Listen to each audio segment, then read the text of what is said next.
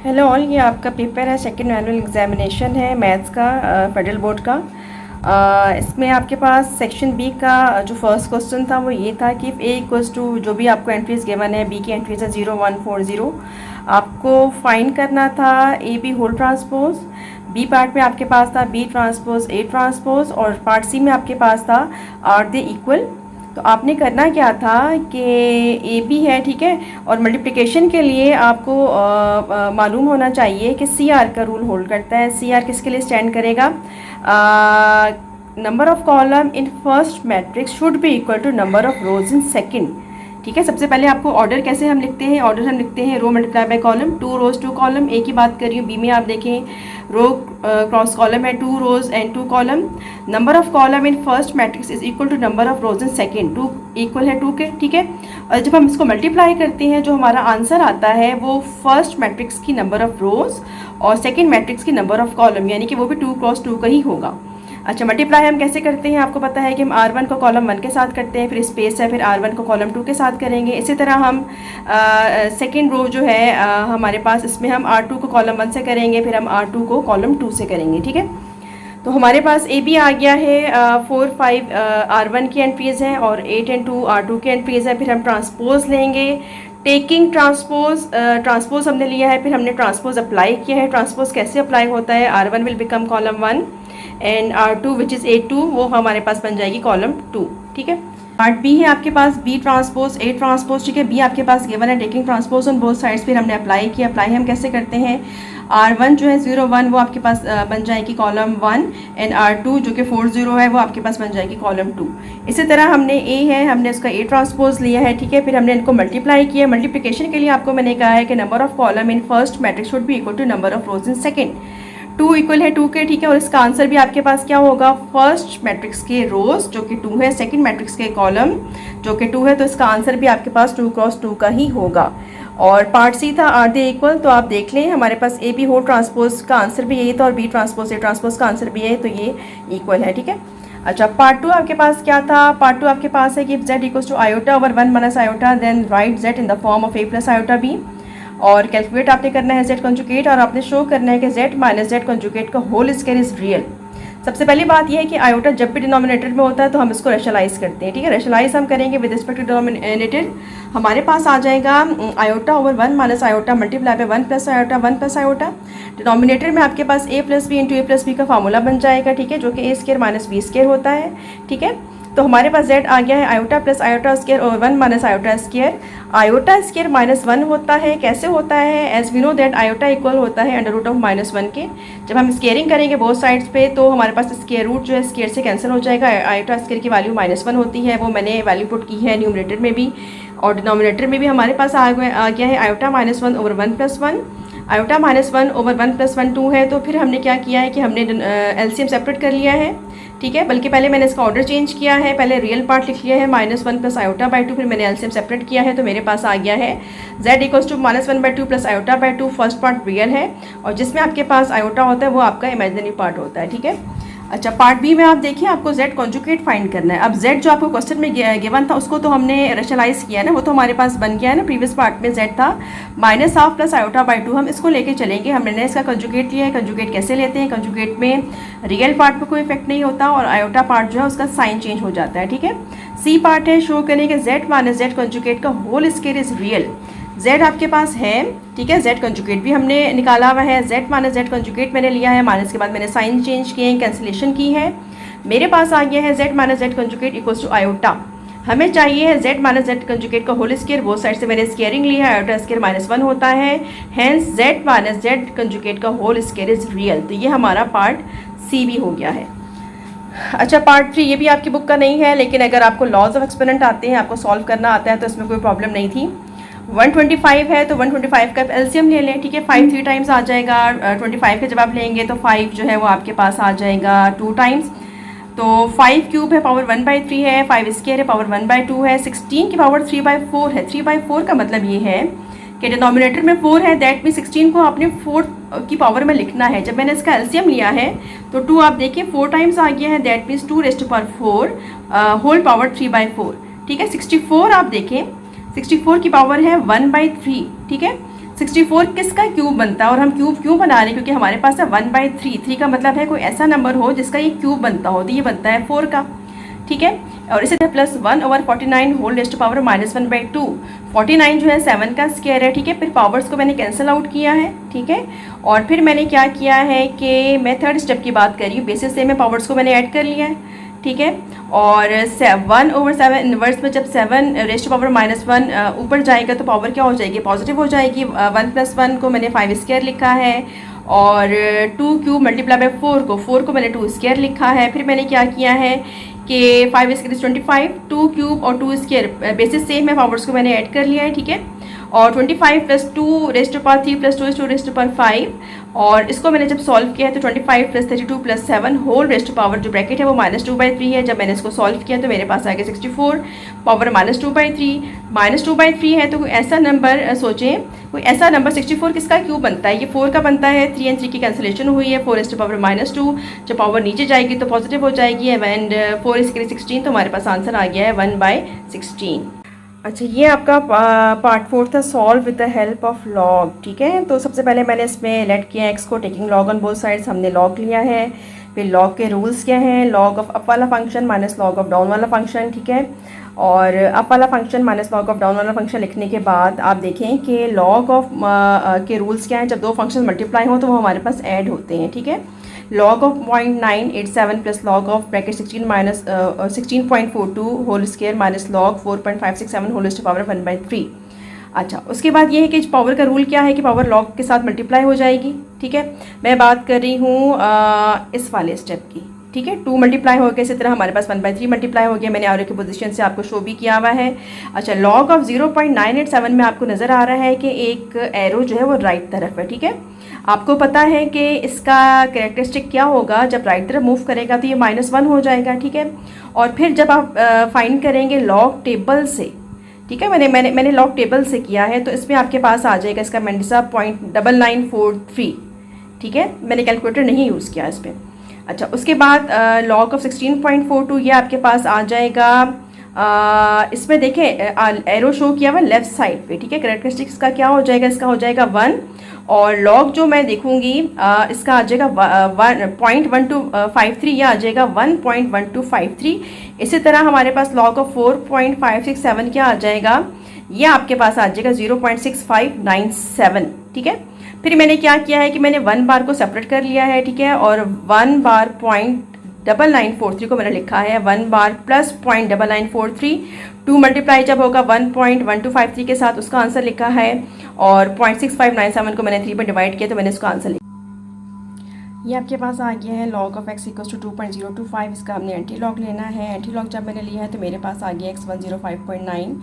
इसमें आपके पास देखिए एंटी लॉग में 2.025 है, आपके पास कैरेक्टरिस्टिक जो है वो 2 है, दैट मीन्स 3 नंबर्स के बाद पॉइंट आ जाएगा। 7th फैक्टराइज करना है, इसको हमने कैसे करना है, ये आपका एक्सरसाइज 5.2 का क्वेश्चन नंबर 4 का पार्ट 4 है। हमने टर्म्स को रीअरेंज करना है। हमने कैसे रीअरेंज करना है, आप देखें कि -5 + 4 का डिफरेंस भी -1 है, और -7 + 6 का डिफरेंस भी -1 है। और इस तरह करने से क्या होगा, फर्स्ट 2 टर्म्स हमारे पास सेम हो जाएंगे। हम इसको पुटिंग करेंगे, पुटिंग की है मैंने, उसके फैक्टर्स बनाए हैं, ठीक है। और फैक्टर्स बनाने के बाद मैंने क्या किया है कि मैंने कॉमन लिया है, कॉमन लेने के बाद मैंने y की फिर पुटिंग की है, मैंने फिर फैक्टर्स बनाए हैं, और ये मेरे पास इसका आंसर है। Use factor theorem to factorize, ये 5.4 का है, लेकिन ये आपकी बुक का नहीं है, लेकिन अगर आपको कॉन्सेप्ट है तो बहुत ईजी था। सबसे पहले ये है कि जो कांस्टेंट टर्म है हमने इसके फैक्टर्स बनाने होते हैं, ठीक है।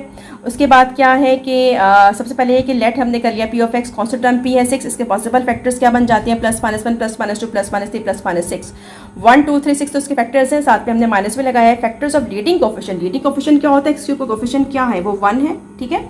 और 1 के फैक्टर्स क्या हो जाएंगे, +-1, सो एक्सपेक्टेड जीरोज या roots of p of x = 0 are p/q का मतलब क्या है, q जब +-1 है तो वैल्यूज़ वही आ जाएंगे जो हमारे पास p के फैक्टर्स हैं, +-1 +-2 +-3 and +-6। Hit and trial method से हम करेंगे। कैसे करेंगे, आपके पास 8 वैल्यूज़ हैं, ठीक है।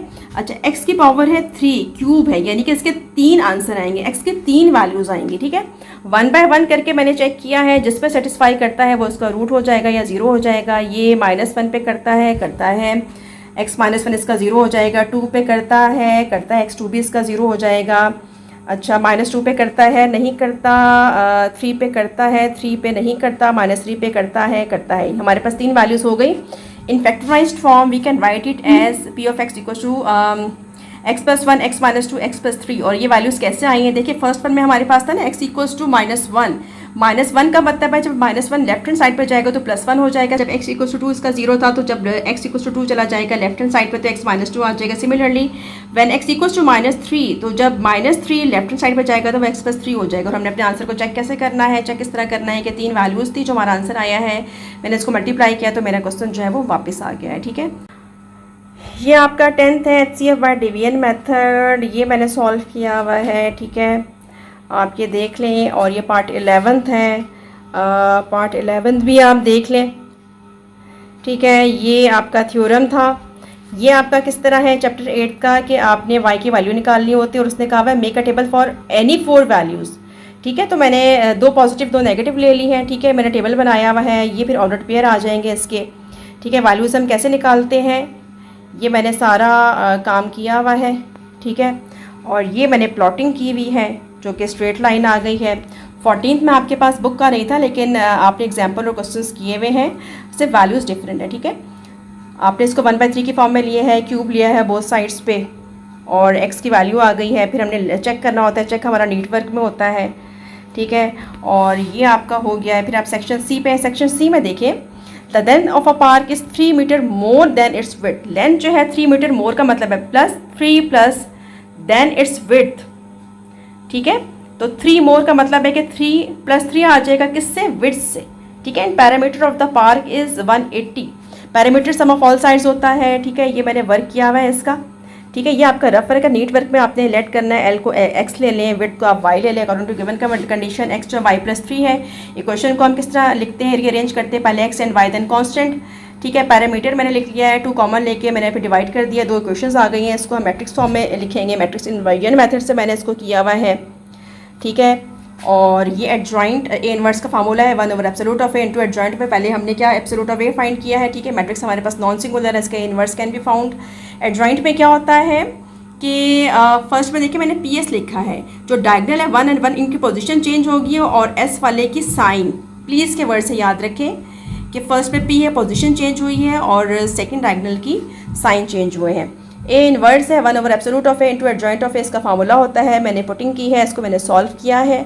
ठीक है, अच्छा मल्टीप्लिकेशन में देखा number of column in first matrix should be equal to number of rows in second. 2 equal है 2 के और इसका आंसर क्या हो जाए इसमें आप देखें, ये मैंने इसको सॉल्व किया हुआ है। ठीक है, और आंसर ऑर्डर का आपको पता है कि नंबर ऑफ फर्स्ट में जितनी रोज़ हैं और सेकंड में जितने कॉलम है 2x1, ये इसका आंसर होगा।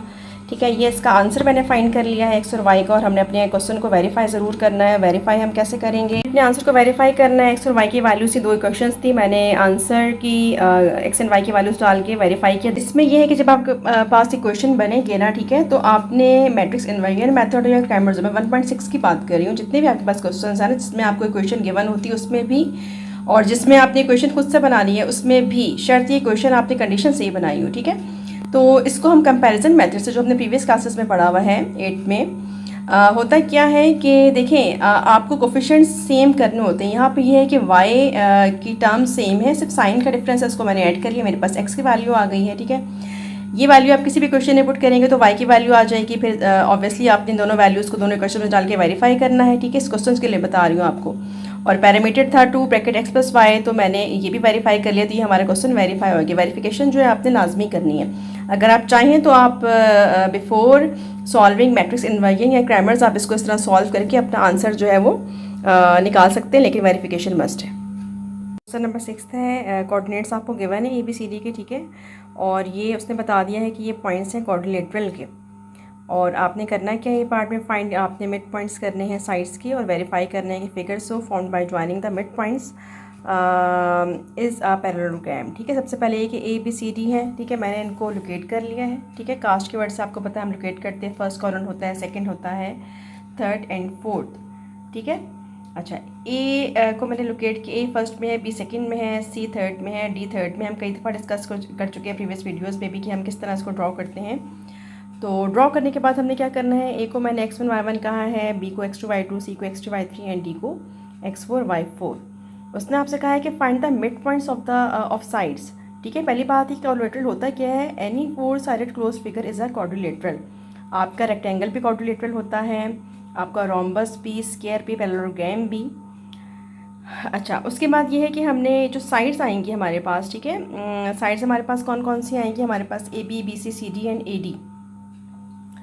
उसने कहा है कि मिड पॉइंट्स हमने फाइंड करने हैं इन साइड्स के, तो हम लेट कर लेते हैं कि A dash B the mid point of the side A B dash B the mid point of the side B C dash B the mid point of side C D and D dash B the mid point of side A D. ठीक है, तो हम coordinates find करेंगे A dash के, B dash के, C dash के and D dash के। ठीक है, और हम किस तरह फाइंड करेंगे मिड पॉइंट का फार्मूला आपको पता है कि दोनों के एक्स कंपोनेंट को हम ऐड करते हैं, 2 पे डिवाइड करते हैं। ठीक है, और हम ये है हमारे पास ए बी का। ठीक है, ये जो कोऑर्डिनेट्स हैं ए डैश के, ये मिड पॉइंट है ए बी का। तो ए बी में देखें ना, ए के एक्स कंपोनेंट क्या है x1 और बी का एक्स कंपोनेंट क्या होता है x2। दोनों के एक्स कंपोनेंट को हमने ऐड किया, 2 पे डिवाइड किया, दोनों के वाई कंपोनेंट को हमने ऐड किया, 2 पे डिवाइड किया, तो मेरे पास कोऑर्डिनेट्स आ गए हैं मिड पॉइंट के ए डैश के 1 5। बी डैश जो है जब वो मिड पॉइंट है बी सी का, तो बी सी का आपको पता है बी का एक्स कंपोनेंट क्या है x2 और सी का एक्स कंपोनेंट क्या है x3। इसी तरह बी का वाई कंपोनेंट y2 है और सी का वाई कंपोनेंट y3 है। मिड पॉइंट फार्मूले से मैंने फाइंड किया है, ये बी डैश के आ गए, ये सी डैश के आ गए और ये आपके पास डी डैश के आ गए। ये हमारे पास मिड पॉइंट्स बने हैं। ठीक है, उसने कहा है कि फिगर जो बनेगी मिड पॉइंट्स को ज्वाइन करके वो पैरेललोग्राम बनेगी। ठीक है, तो मैंने सेपरेट से जो मेरे पास ये आए हैं ना सारे मिड पॉइंट्स, इनको मैंने इस तरह ड्रॉ कर लिया। हालांकि आपको करना इस फिगर के अंदर था, लेकिन मैंने इसको सेपरेट से कर दिया। ठीक है, अच्छा, अब आप ये देखें कि जो फिगर बनी है, हमें ये शो करना है कि ये फिगर जो है पैरेललोग्राम है। पहली बात ये है to show A dash B dash C dash is a parallelogram. उसके लिए हमें क्या शो करना पड़ेगा, पैरेललोग्राम में क्या होता है कि अपोजिट साइड्स जो है वो इक्वल होती हैं। ठीक है, तो अपोजिट साइड्स इक्वल करने के लिए अपोजिट साइड्स कौन कौन सी, A dash B dash will be equal to C dash D dash and B dash C dash will be equal to A dash D dash. इसको हम डिस्टेंस फार्मूले से करेंगे। ठीक है, कैसे करेंगे, डिस्टेंस फार्मूला क्या होता है, जैसे ए डैश बी डैश है। ठीक है, बी डैश का कंपोनेंट क्या है x2 और x2 डैश कह लें आप, और ए डैश का एक्स कंपोनेंट क्या है x1 डैश, एक्स दोनों के एक्स कंपोनेंट के डिफरेंस का स्क्वायर प्लस दोनों के वाई कंपोनेंट के डिफरेंस का स्क्वायर। ठीक है, मैंने x2 माइनस x1 इसलिए नहीं लिया है क्योंकि वो पहले मिड पॉइंट में ले चुके हैं, तो मैंने इसको x2 प्राइम कह लें या डैश कह लें, उससे मैंने शो किया हुआ है। डिस्टेंस फार्मूले से ए डैश बी डैश आ गया, सिमिलरली मैंने सी डैश डी डैश किया, डी डैश पे ख़त्म है, तो x4 माइनस x3 डैश का स्क्वायर आ जाएगा plus y4 minus y3 dash का स्क्वायर आ जाएगा। सी डैश डी डैश आ गया हमारे पास, बी डैश सी डैश मैंने फाइंड किया है। ठीक है, और फिर मैंने ए डैश डी डैश फाइंड किया है। तो आप देख सकते हैं कि अपोजिट साइड्स जो है वो हमारे पास इक्वल आई हैं। कौन कौन सी आई हैं, ए डैश बी डैश जो है वो सी डैश डी डैश के इक्वल है और बी डैश सी डैश जो है वो हमारे पास ए डैश डी डैश के इक्वल है।